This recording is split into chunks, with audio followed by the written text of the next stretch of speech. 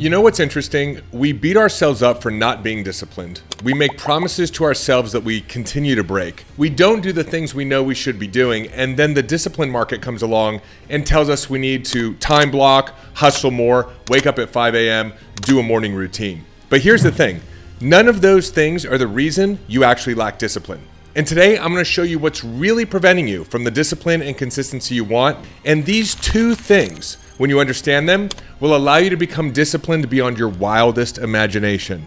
No matter how long you haven't been doing the things you know you should, or making promises to yourself that you don't keep. If you're like I was most of my life, you probably wish you were more disciplined. The idea is that if you could just be more disciplined, you'd be able to create the results that you want. You'd create the body that you want, the business that you want, the health that you want.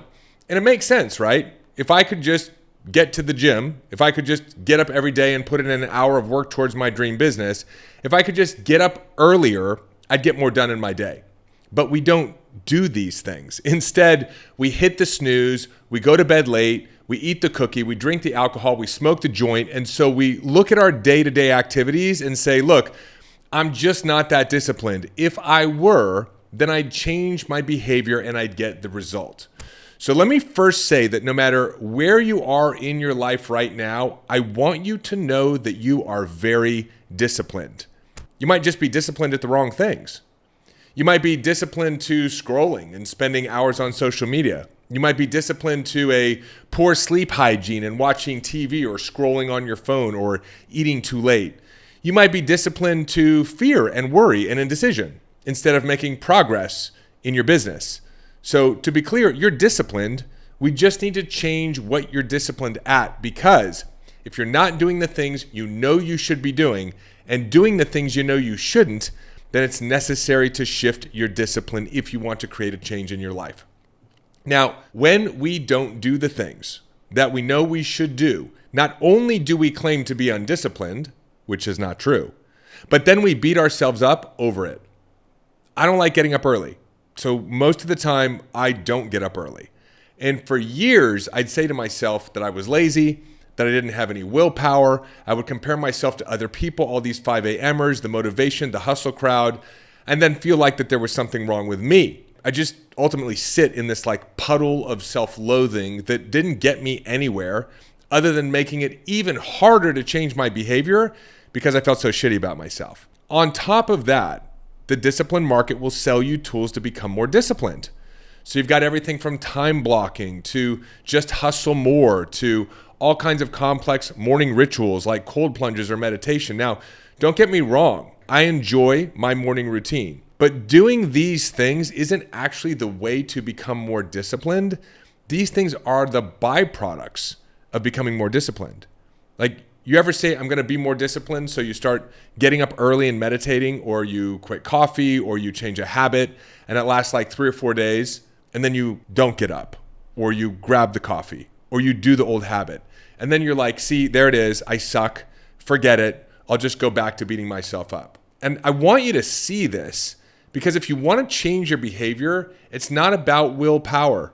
It has nothing to do with motivation. It's actually about these two distinctions that I'm going to lay down for you that have changed the game for me, that have helped me do the things that I don't want to do, that I struggled with doing for years, and literally in an instant, I snapped the habit. So here's distinction number one. Discipline is a byproduct of context. So I have a private client. He runs an auto body shop. And not only is he growing his auto body shop, but he's building a mindset and business coaching business for other auto body shop owners. And he says to me, look, I know I should be running this training for auto body detailers on a new paint product that I'm teaching on, but I'm just not doing the things I should be doing. I'm not marketing it. I'm not filling it. I'm not out there having conversations. Like, what is wrong with me? I'm like dragging my feet and I don't know why. And my question to him was, well, why do you need to do it? Why do you want to do it? And he answered with the usual answer. He said, look, it can bring in an extra $5,000, $10,000 in a weekend. It'll help my clients. They'll be able to deliver better services through their own shops. Now, this guy has a vision of going from successful auto body shop owner to successful coach of auto body shop owners to successful coach of all kinds of business owners to having big events and seminars and building a business very similar to like mine, where he's helping hundreds of thousands or millions of people. And I said, look, man, you don't want to do the training because you think you're doing a training. You're not seeing that what you're doing is your vision. People think I'm over here at my house jumping up and down all day long like I do at one of my seminars.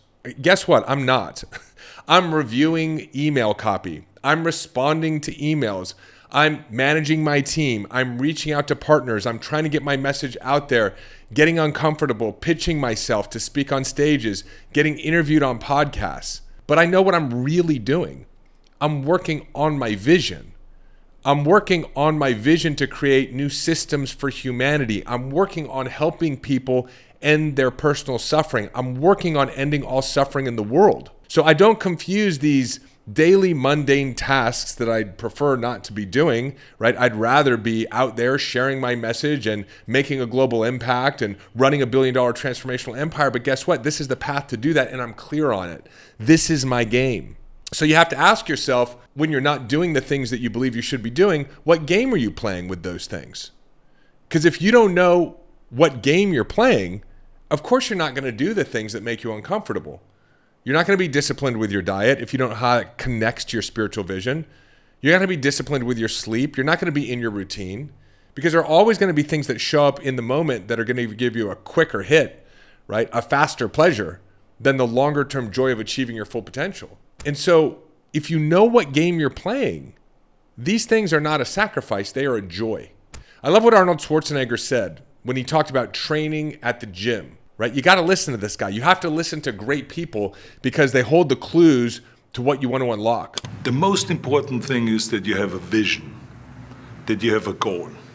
Because without that vision and without that goal, again, you're drifting around and you're never going to end up anywhere. And this is why I always smiled when I was in the gym. People always came up to me and says, why are you smiling? You're working out 5 hours a day. You're doing the same as the other guys, but the other guys have a sour face. They're pissed off that they have to do another rep or another set or something. I looked forward to another 1,000 reps of sit-ups. I looked forward to another 500 pounds of leg press or squat. I looked forward to doing more and more curls until my arms fall off. Why? Because I knew that every rep that I did and every set that I did and more weights that I lifted, I get one step closer to turning that vision into reality.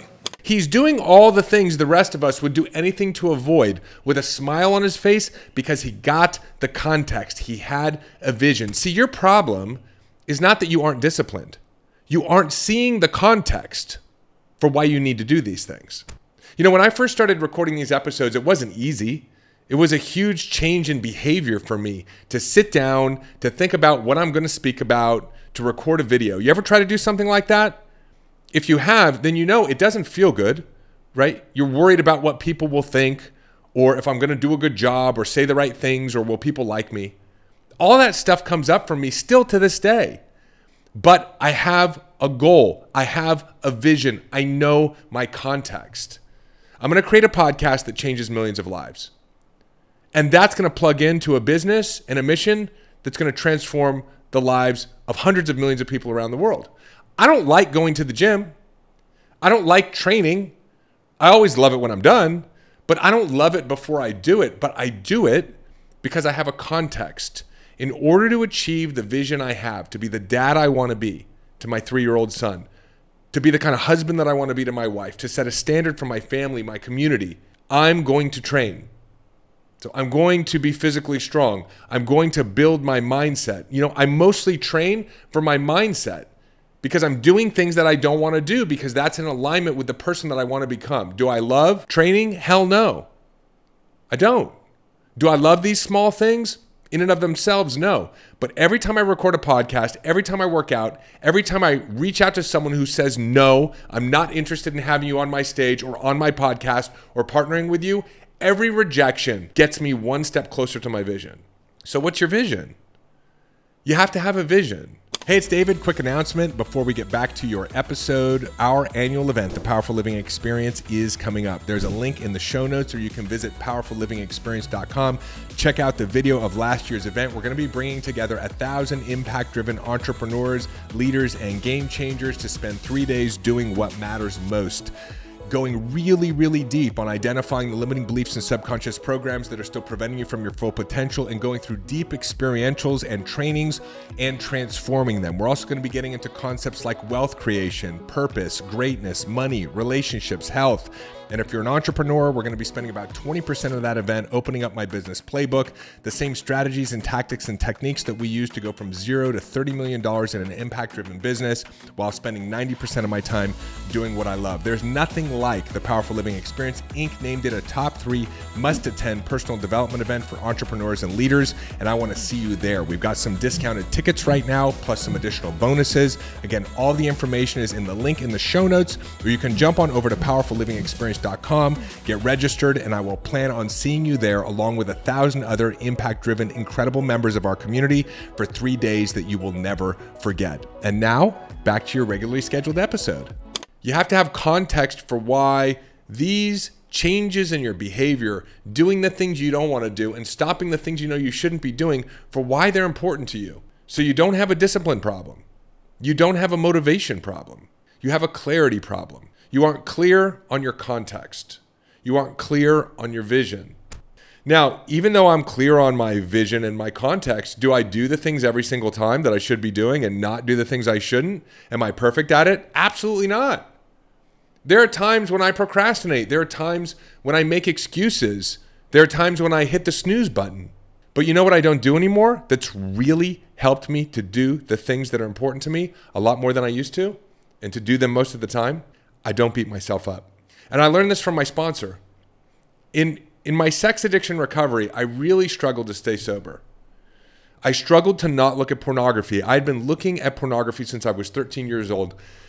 Now I'm 33 years old. I realize I'm an addict. I'm working a 12-step program. I'm trying to beat my addiction. And when you violate your bottom line, like in AA, when you drink, or in Narcotics Anonymous, when you do drugs, or in my case with sex addiction, when I looked at pornography, you recommit to another 24 hours of sobriety by picking up what's called a white chip. And I was white chip Dave.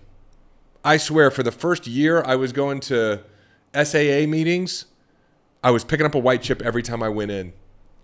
And then one day my sponsor said, look, here's the game plan. We're going to see what happened that led you to look at pornography. Like, what made you slip? And we're going to come up with a better game plan. We're going to look at the emotions that you're having. We're going to look at healthier coping habits. And we're going to run those plays as best as you can. But most importantly, you are not going to beat yourself up. Because he said, you're in a trap right now. You feel so shitty about yourself, picking up a white chip every time you go to a meeting because you can only hold your sobriety for a day or 2 days or 3 days. And the problem is not that you can't be sober. The problem is you keep beating yourself up. And beating yourself up is like kicking yourself when you're already down. So it's important to understand that even when we're clear on our context, nobody's perfect. It's not about perfection. It's about intention. It's about you caring to be a better version of yourself and then committing to do it better next time. And even if you don't, you get back up and you commit again. Let me tell you the secret that nobody wants to tell you, that winners do. We fail over and over and over again. And the only thing that's different about winners and the people who stay stuck is that winners keep trying. There are a lot of people out there, especially in this motivation and inspiration and hustle culture, all the different teachers on YouTube. Don't get me wrong, there are some phenomenal ones out there, but there are a lot out there that pretend like they don't make mistakes. That's their marketing angle. But you know what? They have to. Everybody makes mistakes. Nobody stays disciplined all the time. And the difference between winners and the people who stay stuck is that winners keep trying. And you know what? Over time, when I started allowing myself to not actually do it perfectly, but get back up and recommit, I started to stack behavior change. Until one day I looked up and I had 1.5 years of sobriety without looking at pornography. My friend Cody Jefferson, who MCs my big annual event that I do once a year, super powerful husband, super powerful dad, super powerful friend, amazing man. And he has a thing that he says from stage that he teaches our community. He said, this is who I am, so this is what I do. So I chose a new identity. I chose to be a sober person. And so this is what sober people do. I decided to be successful way before there were any metrics that anyone could look at and say David was successful. I decided I was going to be successful in business. So I started committing to one day at a time, doing the things that a successful person would do. I quit alcohol. I stopped smoking pot. I gave up cigarettes. I started really committing to my personal growth. I started getting uncomfortable and going to events and hanging out with other people who were up to something in the world. This is who I am. So this is what I do.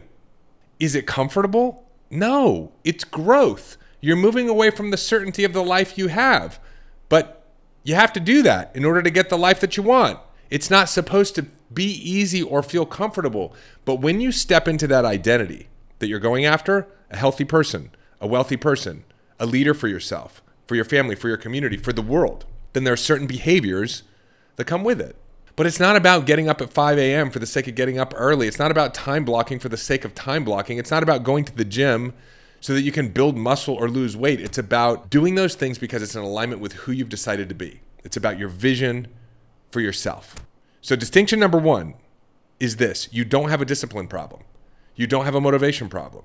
You're just not clear on why this is important for your vision.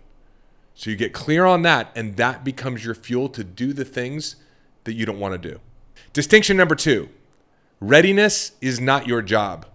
So many people lack what they call discipline because they're afraid they won't be good at the thing.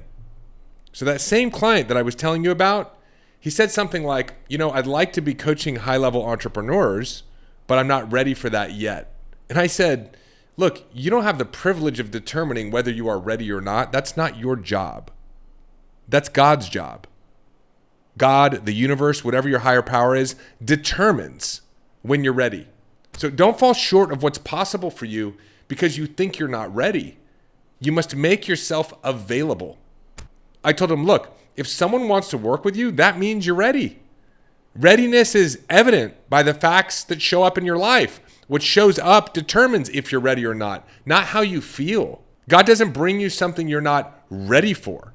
But if you think you aren't ready, if you think you're the judge and jury on your readiness, you'll cut off possibilities that are just waiting for you. You'll play small. You'll sabotage your own success. You'll wait to put yourself in situations where you'll meet people and create opportunities. You'll unnecessarily delay your success for no reason other than thinking you weren't ready. Believing you're not ready is one of the biggest forms of self-sabotage and biggest limiting beliefs ever. Look, I'd given a couple of talks. Small rooms. My first talk was 14 people. Second talk was 20 people. I gave a third talk, maybe 25 people. And then one day, I'm on an airplane. I'm flying back from Atlanta to Orlando International Airport. I'm sitting on the tarmac in my airplane seat, having a conversation with my dad, explaining to him what I just spoke on. When I get off the phone, there's a guy sitting next to me in a business suit. He's literally leaning in my seat, eavesdropping on the conversation.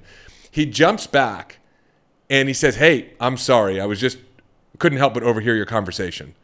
I said, "Yeah, no problem." He said, "Listen, what you were just sharing with your dad about what you teach on, it's like as if Tony Robbins, Deepak Chopra, and Joe Dispenza had a baby, it would be you." He's like, "What are you doing on Sunday?" This was a Thursday. I'm flying back to Orlando International Airport. I said, "Well, I don't have any plans this weekend." He said, "Well, you do now. I'm holding a conference with 1,000 financial advisors that are coming into Orlando. I want you on the main stage, 45 minutes. You're going to share with them everything that you just shared with your dad." I was like, holy shit, I am not ready. But I understood that readiness was not my decision. 3 days later, I'm in front of 1,000 people, sharing my story, sharing my frameworks. Was I scared? Shitless? 100%. Did I feel ready? Hell no. Was I ready? Hell yes. How do we know? Because it happened. Despite my fear and my doubts, I was making myself available.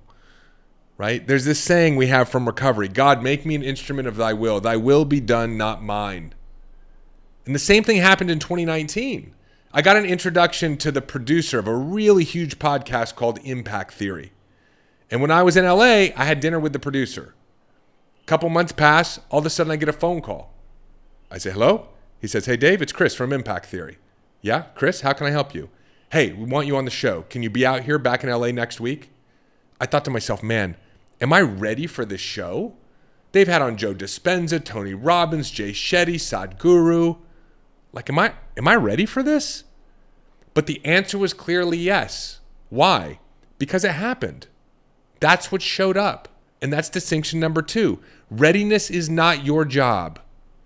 Don't cut yourself off from opportunities because you think you're not ready. You go out there. You be out there in that new identity, pursuing your vision. And when you are truly ready, the opportunities will always show up. So, true discipline isn't about forcing yourself through willpower. It's about operating from proper context that connects to your actions, to your identity, and your spiritual vision, while understanding that readiness is indicated by opportunities, not feelings. So listen, I hope you enjoyed this episode as much as I love sharing it with you. If you get a chance, if you're following along on YouTube, ask me a question, leave me a comment. This is just what I think. What is your experience? This is not a do-it-yourself project. We're doing this together. If you haven't yet, subscribe, hit that bell icon so you get notifications. And of course, if you're listening on the audio platforms, do me a favor, subscribe, leave me a rating or review. And most important, if you love this episode, pay it forward and share it with somebody who needs to hear this today. This is a great conversation for all of us to be in, and I'm grateful to be in it with you today. And I will see you in the next episode. Hey, it's David. Hop on over to davidbear.com. Click right here. There's also a link in the show notes, and sign up for our newsletter. You'll get immediate access to my free Mind Hack ebook, as well as a couple of trainings to help you master the inner game. This is a great way to stay informed and be a part of our community and be notified of special announcements. Click below, head on over to the website, get subscribed. If you loved this video, make sure you check out this one or this one, and I will see you in the next video.